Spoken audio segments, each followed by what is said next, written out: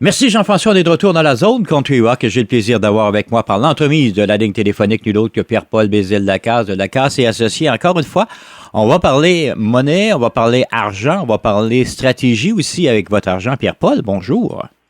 Bonjour Denis.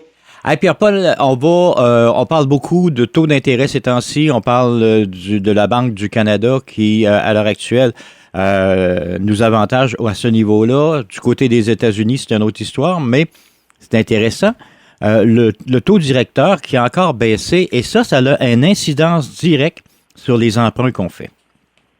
Oui, ça a une incidence directe, puis il y a beaucoup de gens, le plus gros emprunt que la plupart des gens ont, c'est leur hypothèque. Ben oui. Fait qu'il y a beaucoup de questions qui se posent sur qu'est-ce qu'on devrait faire, on renouvelle quand, est-ce qu'on prend ça en variable, en fixe, c'est beaucoup de questions dans ces lignes-là que les gens ont. Puis je trouvais que c'est intéressant aujourd'hui là, de revenir là-dessus, notamment là, les différences à prendre en compte quand on choisit qu'est-ce qu'on va prendre comme taux d'intérêt. Là. OK. Puis là, avant qu'on commence à rentrer dans les taux d'intérêt, dans le type d'hypothèque qu'on va aller chercher, marge de crédit, hypothèque, institution, des prêteurs indépendants, est-ce que au moment où on se parle, ceux qui ont renégocié leurs hypothèques il y a 1 an ou 18 mois, est-ce qu'on devrait penser à renégocier puis à payer une pénalité? Le paiement des pénalités, ça c'est un calcul qu'il faut refaire souvent parce que surtout si on est en fixe là, c'est un peu compliqué à expliquer, à compter. Là, donc on peut le faire sortir à notre institution pour voir ça représente quoi. Pour que ça vaille la peine de casser une hypothèque à long terme, il faut se lever de bonne heure. Là. Okay. Surtout si on a une hypothèque assez élevée. Fait que c'est pour ça qu'au moment de choisir, c'est très important de faire le bon choix. Il y a petit bémol à ça. Des fois, quand on est en variable, dans certaines conditions, on est capable de geler à un moment donné puis de se mettre en fixe. Donc, des fois, faut vraiment regarder les différents scénarios qu'on nous propose. Faut vraiment, magasiner notre taux. Pas juste variable ou fixe, pas juste la durée du fixe, mais aussi comment c'est bâti puis c'est quoi nos options. Parce qu'il y a des hypothèques, des fois, qui vont nous permettre de rajouter, exemple, à chaque année, de mettre, 10% du montant de notre hypothèque.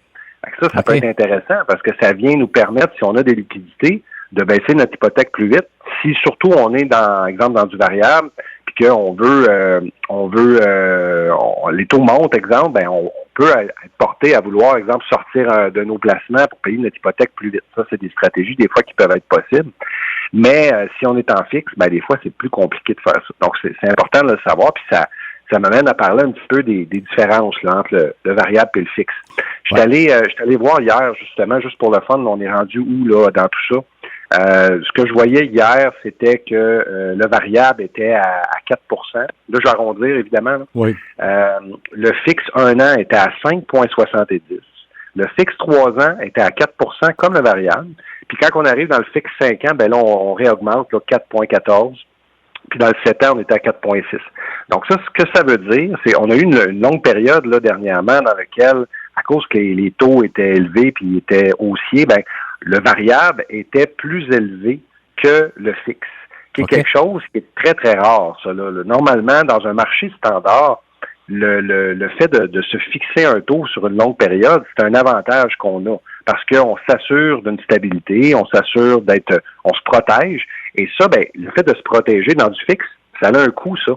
Et ce coût-là, ça se traduit normalement par le fixe est toujours un petit peu plus élevé que le variable. Parce que c'est comme une protection qu'on a. On n'a pas de fluctuation de taux, donc ça se paye, ça, cette protection-là. Mais là, on assistait dernièrement à un petit peu l'inverse de ça parce que vu que les taux étaient élevés, les gens se disaient, minute, ça va finir par rebaisser, on va se mettre en variable. Donc, le variable est intéressant pour les gens, puis les gens ne voulaient pas se mettre en fixe puis se geler pour un taux élevé pendant longtemps. Donc, on avait des taux fixes qui étaient inférieurs aux variables. Fait qu'il y a eu beaucoup de casse-tête pour les gens à changer un petit peu leur modèle de financier dans leur tête pendant cette période-là. Mais ce qu'il faut comprendre à la base, c'est que en général, sur une longue période, mettons sur 20 ans, prenons n'importe quelle période de 20 ans là, qui commence à la date qu'on veut, les gens qui sont en variable vont toujours avoir un montant total qu'ils ont payé plus faible.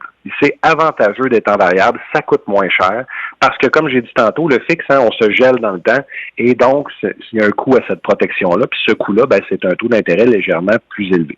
Fait que c'est sûr que quelqu'un qui a le choix entre les deux et qui a une capacité financière intéressante, qui est capable d'absorber les fluctuations comme on a vécu, ben le variable va toujours être plus intéressant pour ces gens-là.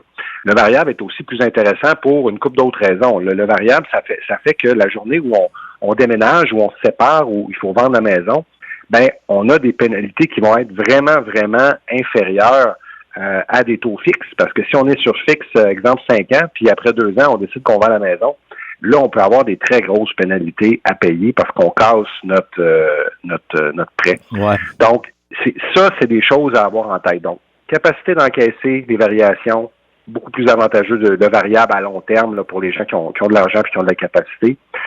Capacité d'être plus flexible parce qu'on peut casser notre hypothèque plus vite. Mais de l'autre côté, les gens qui vivent du stress financier, qui regardent ces taux-là et qui paniquent plus facilement ou qui se demandent comment ils vont être capables, ben s'ils ont un taux fixe à long terme qui rentre dans leur budget, puis ils sont capables de prévoir, mais pour ces gens-là, souvent, ça va être plus avantageux de se mettre en fixe, même si au bout de la ligne, ça va leur coûter un peu plus cher, parce qu'il y a des gens qui sont pas capables d'absorber ces fluctuations-là de 1, 2, 3, 4 %. Wow. Donc ça, c'est très important, puis ça va aussi, comme je le dis toujours, dans le choix de la maison qu'on prend. Il faut être capable d'absorber une hausse d'intérêt, parce que même si on le fixe 5 ans, il va falloir le renégocier dans 5 ans. Là, il faut être capable, dans 5 ans, d'être capable de payer le nouveau taux aussi.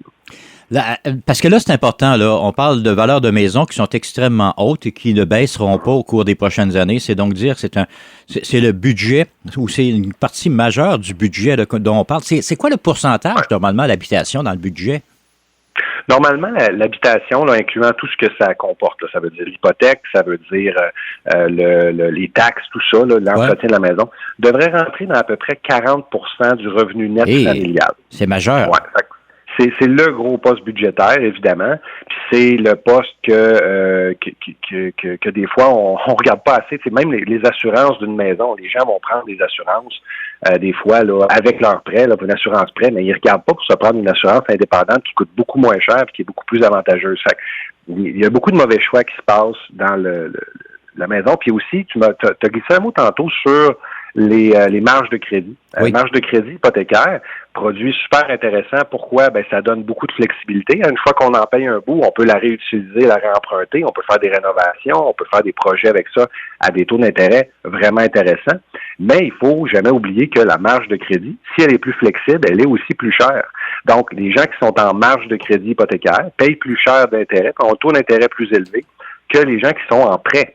Parce qu'encore là, on gagne de flexibilité et en plus, sur une marge de crédit, ben, on peut payer juste l'intérêt si on veut. Là, donc, on n'est même pas obligé de payer de capital. Donc, oui, les gens ont l'illusion que ça coûte moins cher, mais en intérêt, ça coûte plus cher. Puis souvent, les gens qui ont de la difficulté à gérer leur budget puis qui sont en marge de crédit hypothécaire, ben, ils baissent jamais leur capital. Donc, c'est pas une hypothèque sur 25 ans c'est une hypothèque sur l'infini parce qu'ils payent seulement l'intérêt.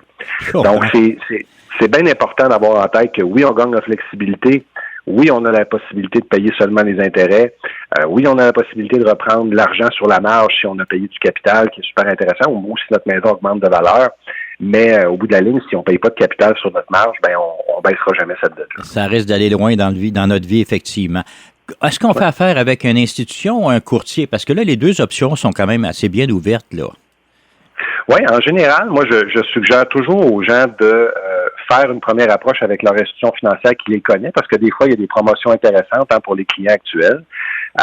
Mais malheureusement, je suis obligé de dire que quand je recommande ça, je recommande aussi aux gens de faire affaire avec un courtier pour comparer les deux, parce que les courtiers hypothécaires ont accès à la plupart des prêteurs, ont beaucoup de prêteurs, ont toutes sortes de prêteurs avec toutes sortes de promotion. Et malheureusement, pour les institutions financières, ben, les courtiers, ils peuvent magasiner partout dans le marché, alors que l'institution financière, elle a seulement les produits de sa banque. Donc, que ce soit en placement ou que ce soit en prêt hypothécaire, je recommande aux gens toujours de faire affaire avec un courtier indépendant. Puis ça, je dis pas ça. Moi, j'en suis pas un, là. Donc, les gens peuvent même pas venir me voir pour ça. Donc, j'ai pas d'avantage financier à dire ça. C'est un autre monde, là, le courtier puis le syndic, c'est deux mondes totalement différents. Tout à fait. Nous, on travaille quand ça va mal, puis eux, ils travaillent quand ça va bien. Là. C'est tout à fait différent comme structure. Et c'est plus avantageux. Moi, personnellement, dans ma vie, mes placements sont faits avec un courtier qui peut magasiner partout. Puis mon hypothèque est avec un courtier qui peut magasiner partout. Donc, à chaque renouvellement, mon hypothèque est jamais à la même place. parce que c'est jamais la même banque qui offre le meilleur taux. Donc, c'est là l'avantage de faire affaire avec des courtiers, c'est qu'ils vont travailler pour vous, puis c'est vous qui allez sauver de l'argent dans le principe. C'est pas toujours le cas. Ça peut arriver qu'une institution soit plus avantageuse pour nous parce qu'on a des conditions particulières, mais il y a beaucoup de gens qui disent « Ah oui, moi, j'ai telle condition particulière à ma banque, mais ils n'ont pas magasiné qu'un courtier. » Parce que c'est facile de dire « Oui, on t'a mis dans tel programme, que ce soit un programme signature ou élite, ou appelons ça comme on veut. » là. La vraie vie, c'est que souvent, ils ont accès à beaucoup moins ils ont beaucoup plus les mains liées, donc ils ont moins accès au marché. Ouais. Et évidemment, ben c'est très. L'idée, c'est de magasiner, puis c'est d'aller voir la place qui nous offre le meilleur avantage, puis de travailler avec quelqu'un qu'on a confiance aussi. Ouais. Lorsqu'on parle de changer son hypothèque de place régulièrement, du côté notarié, c'est transparent. On n'a pas besoin de revenir devant un notaire quand on change d'institution ou de prêteur. Oui, on faut retourner devant le notaire, puis c'est un bon point, ça. Il faut tenir compte de ça. Il y a certains renouvellements qu'on peut faire justement sans passer le notaire, fait qu'on peut sauver des frais. Donc, il faut poser ces questions-là. C'est une très bonne question sur est-ce que je vais passer devant le notaire? Est-ce que ces frais-là sont couverts aussi? Parce qu'il faut penser que quand on change d'institution, eux autres, ils viennent de nous rajouter dans leur portefeuille. Hein? Fait qu'ils ont un avantage à nous avoir. Donc, souvent, quand on fait ce changement-là, ils ont un avantage à payer pour ce changement-là. Bon, donc, eux autres, souvent, ont des ententes avec des notaires qui vont être capables de le faire à moindre coût ou ils vont le calculer dans le taux qu'ils vont nous faire, puis on va sauver cet argent-là. Donc, c'est important de vérifier justement comment ça va nous coûter de faire ce changement-là. C'est un bon point. Est-ce que, ce que je vois, moi, c'est lorsqu'on joue comme ça prend quand même des gens qui connaissent ça alentour de nous. C'est encore une fois la recommandation qu'on fait souvent, Pierre-Paul, c'est d'aller voir un spécialiste, quelqu'un qui connaît bien les finances, qui est capable de vous orienter. Oui, puis il y a des spécialistes pour chaque chose. Fait qu'il y a des spécialistes pour l'hypothèque, il y a des spécialistes pour les assurances, il y a des spécialistes pour les placements, puis il y en a pour les difficultés financières. C'est chacun sa spécialité parce que c'est tous des domaines indépendants et complexes. Et si on fait affaire avec quelqu'un qui a de l'expérience là-dedans, c'est sûr qu'on va sauver des problèmes. Puis notamment, faut penser à toutes sortes de choses. Faut penser aux pénalités. Exemple, on en a parlé tantôt un petit peu, si on se fixe pour 5 ans, mais il faut que la personne elle nous l'explique que OK, donc, est-ce que tu es conscient que si tu vends ta maison dans 4 ans, voici le coût de la pénalité? Si tu la vends dans 1 an, voici le coût de la pénalité. Donc, ça, c'est des exercices qu'il faut que le professionnel fasse. Fait que si la personne nous parle même pas de ça, elle fait pas son travail au complet. Fait que ça peut miner un peu notre confiance. Aussi, à quel moment on pense à renouveler. Normalement, si on fait affaire avec, exemple, un courtier hypothécaire qui va travailler pour nous, il va nous appeler là dans une couple de mois avant notre renouvellement pour qu'on commence à le planifier parce qu'on peut geler nos taux à partir de 4 mois avant la date de renouvellement. Fait qu'il faut, normalement, on devrait avoir un téléphone qui sonne dans cette période-là pour dire « Hey, t'es rendu à ton renouvellement bientôt, il y a des taux X, Y, Z, veux-tu congèles tes taux? » Puis on se reparle dans 2 mois, puis on va voir si ça s'est amélioré ou si ça s'est empiré. Puis si ça s'est empiré, tant mieux, tu auras gelé ton taux. Fait que tout cet accompagnement-là est super important, puis c'est vrai que monsieur, madame, tout le monde ne peut pas penser à ça dans chacun des aspects de la vie. Tous les sujets qu'on parle depuis plusieurs années ensemble, à coup de 15 minutes, c'est des sujets financiers, mais ça, ce qu'on parle là, ça existe en psychologie, ça existe en économie, ça existe en français, ça existe dans la santé de la nutrition, ça existe en santé physique, puis on peut pas être des experts de tout. Fait qu'il faut effectivement s'entourer de gens qui connaissent le domaine en question qu'on veut approfondir puis qu'on aille optimiser ce qu'on veut dans chacune des sphères de notre vie. Puis ça prend du temps ou ça prend des spécialistes avec nous qui nous aident. Oui, c'est de l'énergie bien placée. Pierre-Paul, déjà, le temps coule trop vite pour nous. Un sujet extrêmement intéressant. On en aura un autre la semaine prochaine, mais auparavant, j'aimerais avoir les coordonnées pour vous rejoindre, mon cher. Oui, les gens peuvent nous appeler au 1-844-LACASE, peuvent nous rejoindre à info@commercial-lacasesyndic.com ou peuvent aller sur notre site Lacase et Associés, sur notre Facebook, notre LinkedIn ou notre site Internet. Pierre-Paul, encore une fois, un gros merci d'avoir pris le temps de venir jaser avec nous. Ce fut vraiment très intéressant. Merci, Denis.